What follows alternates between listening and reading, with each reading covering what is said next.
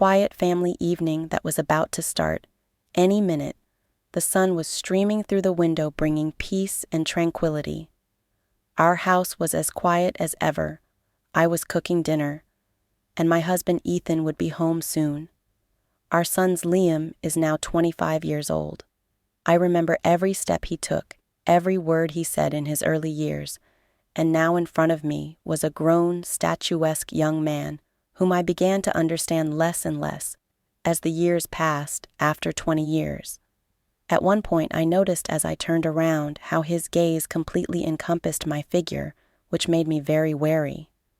His gaze just froze for a few seconds in the area of my neck, shoulders, and chest. After dinner, we watched TV as usual, but my father still wasn't home. Family nights like that made me happy. I froze for a moment, remembering the way he looked at me at that moment. My mind began to swarm with all sorts of thoughts. I suddenly realized that I was increasingly seeing him, not as the little boy who'd recently been running under the table, but as a grown man. This realization was confusing, and I tried to push it away, but it was taking over more and more of my attention. The Liam light from the window, the quiet romantic movie, that peaceful atmosphere I loved so much, it was all supposed to be familiar, safe. Suddenly Liam moved closer to me, almost imperceptibly. His hand lightly touched mine. I felt goosebumps run all over my body. A spark slipped inside, instantly thrilling me. The sensation was so unexpected that I jumped up as if waving away an obsession, trying to chase away the strange, unfamiliar situation. My heart was pounding frantically in my chest. I hurried to the kitchen for a glass of cold water, trying to cool my own emotions. Liam, remaining on the couch, asked in casual voice, "Mom, are you okay?" His tone was calm, but I could hear the worry in his voice. "Yeah, I'm fine," I answered hastily, trying not to show embarrassment. I was just tired. I went back into the living room and sat on the edge of the couch away from him, trying to pull myself together. We continued watching the movie, but now in complete silence. I didn't know how to act. My heart was still racing, and for the first time my mind was racing with thoughts. I couldn't stop. I love him so much. This is my son. I put all my best tears into him, tried to make his upbringing perfect. But now, something inside me was breaking that ideal. After about 20 minutes, I got up and said, "I'm going to bed. No offense. Please stay by yourself." I tried to smile, but my voice shook when I got into bed. I couldn't stop thinking, well, what was it? What had I felt? I tried to justify myself. It's all just an illusion. It's just a weird thought in my head, and it'll pass. But the more I thought, the more the realization came. I had crossed some invisible line. I didn't want to feel this way. Didn't want to into these thoughts. It's not normal. It's just fatigue. I told myself the next morning. I woke up as usual, but something was no longer right. When I walked into the kitchen, Liam was sitting at the table, calmly eating a bacon roll and drinking coffee. On the other half of the table was my breakfast portion. I stopped a little surprised. "You surprised me a lot," I said with a smile. Feeling something inside of me tingle, my legs were trembling a little. I tried to be calm, but in that moment, I realized I was right. I was fixated on what had happened. I'd gotten myself too worked up, and now I was seriously wondering if it was time to see a counselor. Liam looked up and replied, slurping, "Good morning, Mom." His voice was so normal I was suddenly relieved. Maybe it really was just my weird thoughts. I didn't know if I should ask that question or try to deal with it on my own, but his presence, his closeness, it was as if he was the strength I reached for in moments of doubt. This is my son. After all, I took a deep breath and made up my mind. "Liam, could you help me today?" My boy shook, but I tried to make it sound as natural as possible. "Sure, Mom," he answered readily, as if nothing unusual had happened. I wasn't entirely sure why ID said that. Maybe I just needed a distraction to get away from all these disturbing thoughts and feel normal. Damn it, it's my son. Calm down. Enough is enough. I kept telling myself, it's okay. We're just going on a little road trip. An hour later, we were on our way in our pickup truck. The weather was delightful. The air was fresh and the sky was clear and blue. Everything seemed so peaceful that I was even ashamed of the stupid things I thought of the night before. We chatted about his parties, his new friends, and his now adult life. It was the kind of easy conversation that made me smile. Happy, proud. He had grown so much, and what a joy it was for me to hear his stories. Laughter filled the car as he suddenly shouted, "Stop, Mom. Let's stop here," Alice said. "Thanks for look. How beautiful it is." He waved his arms excitedly, his eyes burning with enthusiasm. I laughed, feeling his carefree joy, and gave in. "Okay, you talked me into it, just don't yell like that," I said. Pulling the car to a stop, we stepped out of the pickup truck. The silence of the forest and the perfect beauty of nature surrounded us. The clean air filled my lungs, and for a moment I felt completely calm. I closed my eyes, savoring this moment. But suddenly, Liam stepped closer, almost right up to me. I opened my eyes and looked up at him. His face was so close, and there was something in his eyes that I hadn't noticed before. "Mom," he said quietly, and there was something new and different in his voice.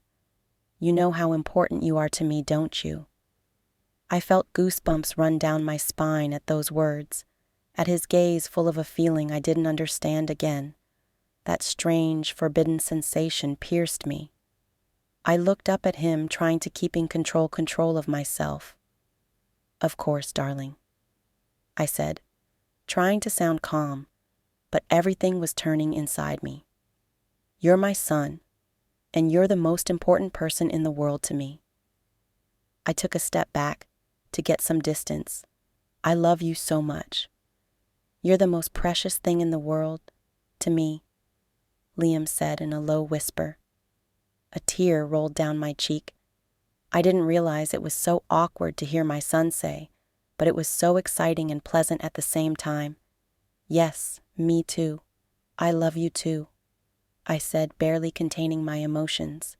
He gripped my hand tightly, and his cold, almost penetrating gaze settled on my face. I shuddered. Fear lodged deep inside like an intruder. I couldn't believe it was happening in real life.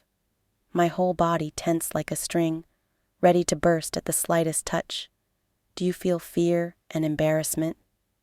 My voice was barely audible, almost a whisper, but I felt like every sentence I said could ruin everything.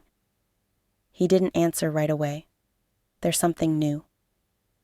If you find this story interesting, please give it a like and share your thoughts in the comments section. Let's continue listening to the story. Unrecognizable flashed in his eyes. "That's it. That's not it." My words trailed off. I didn't know how to continue, how to explain to him that everything I felt was a wall between us that couldn't be crossed. It's not supposed to be like this. You know, I tried to find the right words so as not to hurt him, not to ruin this moment. "I'm not afraid or embarrassed. I'm just telling the truth. It can't be any other way. I'm telling you the truth. I feel it." His voice was calm, but there was something inevitable, almost tragic in it. "Please, let's keep going. I can't," I whispered, trying to stay calm, even though everything inside me was screaming. My emotions were like tow strings ready to break at any moment. I knew he was confused about how he felt, and he needed help. Words rushed through my head at an incredible speed, but none of them felt right. I didn't want to hurt him, but I couldn't let this situation go any further either. You see, I barely managed to get it out, feeling the lump in my throat grow larger. I love you, but as a son, I can't let us destroy what we have between us. Our pure love, it's sacred. Please understand me. I saw his face change, the frustration, resentment, and perhaps understanding all at once. He lowered his head like a child who had been told that something was out of reach, that you couldn't just take what you wanted. He looked as young as when I had scolded him for his scattered toys. Pain shot through me. How could I have seen him like that? Liam, I couldn't say another word. I just led him out to the car. We got into it in complete silence. It was a long drive, much longer than usual. We drove for 20 or 25 minutes, but it was like everything inside me stopped. There was no point going to my friend's house anymore. We were in a state where our thoughts weren't even clear. All I could think about was how heartbroken he was. I turned the car around. It would take forever to get home, but I knew it was where we had to go, where things could get back to normal, or at least try to. When we got home, he jumped out of the car faster than I could turn off the engine and disappeared out the door of his room. I felt the anger and frustration washed over me with renewed intensity. How could this have happened to me? To us. I had always tried to be the best mother I could be, giving him all my love, supporting him in everything I raised him to be a strong, brave man, not letting him become a mama's boy. I put all my soul and warmth into him, sometimes forgetting that I am not a soulless machine, but an ordinary woman who also needs support and care. And when it all fell apart, I was insanely hurt. All day long, I tried to approach him to distract him with housework, to offer help, or just to talk. But every time he shut up and left me not wanting to even look in my direction. As night fell, I lay in bed feeling a tremendous sense of guilt fill me.